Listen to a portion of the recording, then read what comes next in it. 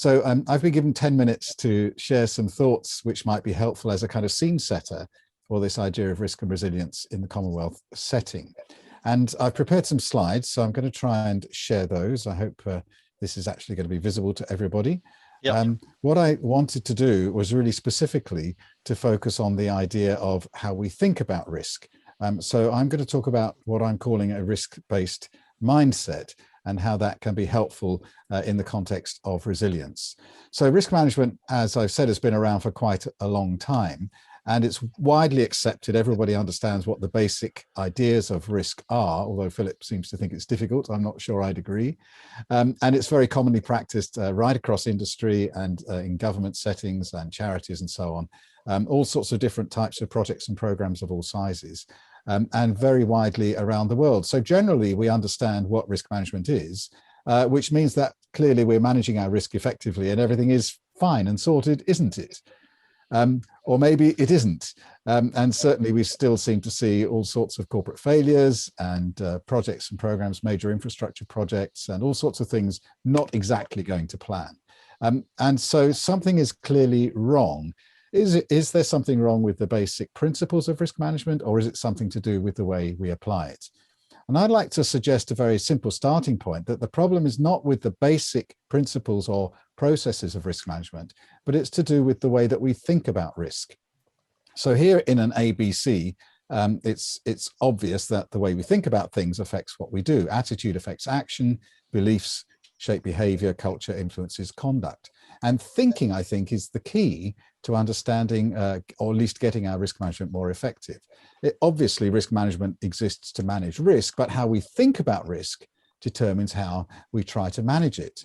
And so if our concept of risk is wrong or limited or partial, then I think we're likely to have a problem in how we actually get around to managing risk in practice. So what I'd like to do in my remaining 8 minutes, I think now, is to try and talk about how we could think more clearly about risk and give you an introduction to what I'm calling the risk mindset, which is a more mature or complete way of thinking about risk in order to shape our actions towards risk.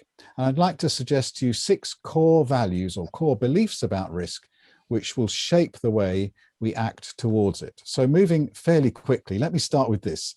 Risk is natural. It's part of the world that we live in, that it should be, with the VUCA acronym, volatile, uncertain, complex, and ambiguous. And we see that all around us, in the natural world, in the political world, in the environment, in corporate worlds, in our families and society, and so on. It's like wherever we try and go, there are question marks raining down on us, impeding our progress. And it's absolutely natural that we should encounter risk and uncertainty in every aspect of life. It's important that we get this clear as a concept, as a value, or as a belief. If we think that risk is unnatural, this shouldn't be happening to me for some reason, then I think it will affect the way that we try and approach risk management if we see it as something unnatural, different. Risk is just part of being alive. It's part of living in this particular planet that we do in the way that we do. And so we shouldn't be surprised if we encounter it. Risk is also manageable. A lot of people feel that risk is something that happens to them and they become the victims of risk. And therefore they're powerless. They just have to kind of roll with the punches, and there's nothing that they can do about it. Other people take a more positive view and to say that they're going to be victorious over risk and they're going to handle it and deal with it in a rather more aggressive and positive way, which might be a little bit optimistic, shall we say. But the truth is that we can do something about risk. We're not just the victims of the uncertain world and the uncertain environment that we find ourselves in. And we can choose whether to take a victim mentality or a victor mentality when it comes to risk.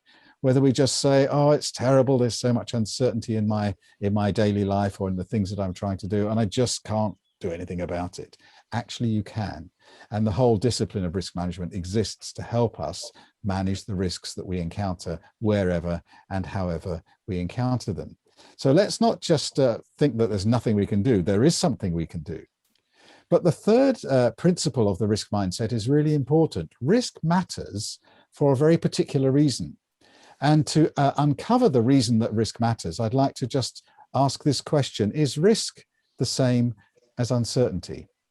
Well, clearly not. All risks are uncertain, but not all uncertainties are risks. There are billions of uncertainties in the world. Well, of course, we don't know how many uncertainties there are, but they're not all risks. We don't record them all in our risk registers and try and deal with them. Somehow we filter the world of uncertainty to create or to understand the things that pose a risk to us. And this is because risk is uncertainty that matters. Most of the uncertainties in the world don't matter. And so we don't need to think about them, to record them, to talk about them, to think about how we might handle them. We need to filter out the uncertainties that matter. And the uncertainties that matter, that pose a risk to us, are the uncertainties that can affect our objectives. Risk is only and always defined in relation to objectives. What are we trying to do? That's what's at risk. And then risk management is understanding the uncertainties that can affect what we're trying to do and help us do what we're trying to do better by handling the risk. Which leads us to the fourth key value about risk. Not all risk is bad. When we think about the kinds of impact that matter, of course, our first thought is about bad things, adverse effects, threats, things that could hurt people or damage a reputation or performance or affect the things that we're trying to do badly. But the truth is that some risks are helpful. And as an illustration, let me show you this funny picture I found on the internet of a mouse and a trap. If the mouse is you and you're trying to manage your risks, what are the uncertainties that matter? Well, clearly the trap matters. The mouse doesn't want to be killed or injured, and you can see he's done his preparation and he's going very carefully to try to manage the threat that the trap poses to him. He really doesn't want to be killed or injured. But there is another uncertainty that matters in the situation facing the mouse. And it's not just the trap.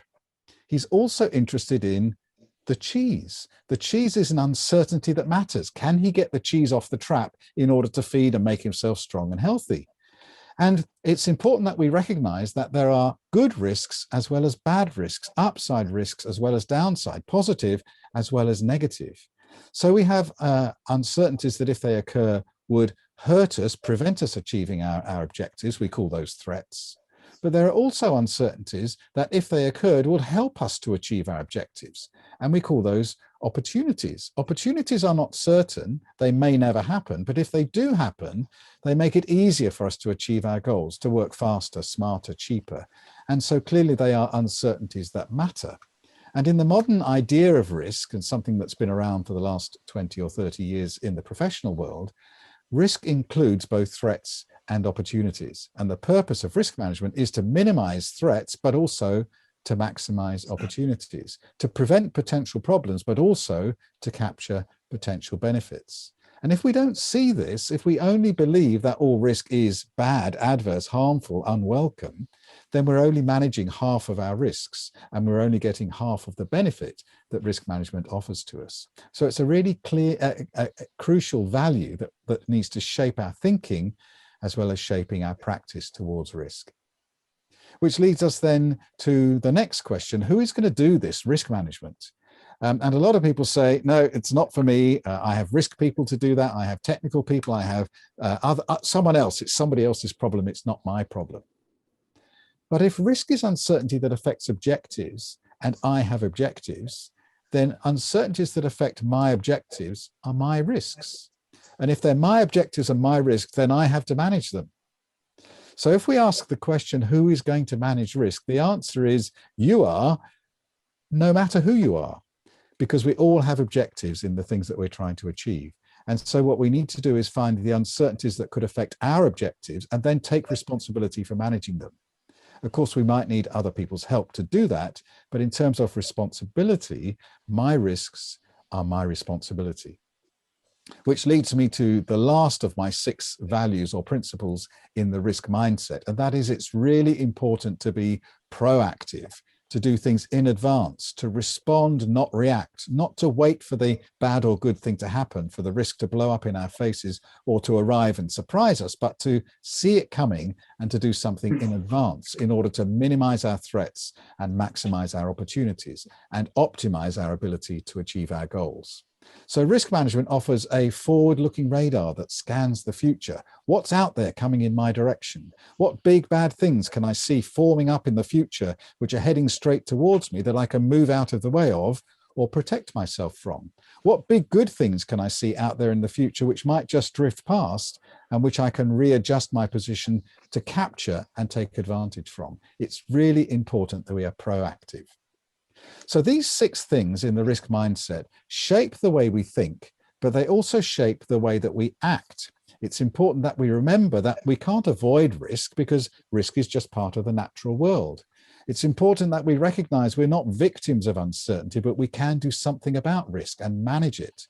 Risk matters because it affects our objectives. And if we don't manage risk, we won't be able to do the things we want and need to do.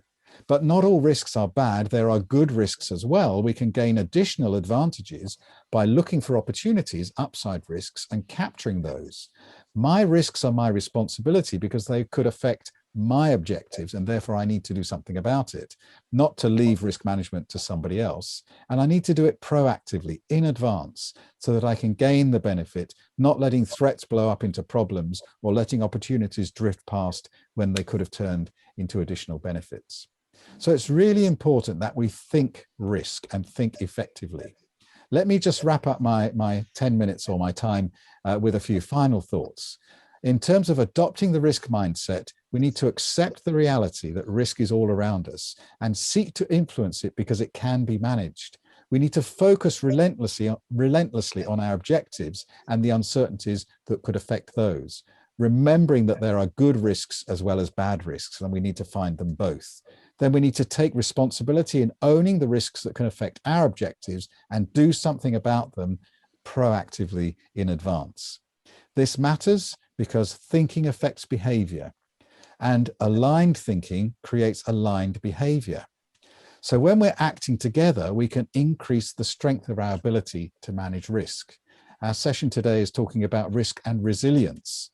Common values don't necessarily mean that we have to act in a uniform way. What we're looking to do is to think in a common way, but then to tailor the responses, the way that we implement this risk-based thinking, this risk mindset, in an adaptive and responsive way so that we can use these concepts, these values, these beliefs, this mindset in order to address the specific risks that we face in our particular context. So I'd like to just summarize by saying the way that we think can help us to become resilient if we think in a coordinated and aligned way. If everybody thinks the same about risk in terms of the concepts and values, it will help us when it comes to acting effectively to influence the uncertainties that matter. Well, I hope that's been a useful kind of context setting for the rest of what we're going to talk about, risk and resilience, in the context of the Commonwealth itself. And I hope that you'll see that how we think about risk really does make a difference. So there will be opportunity for questions, but not now.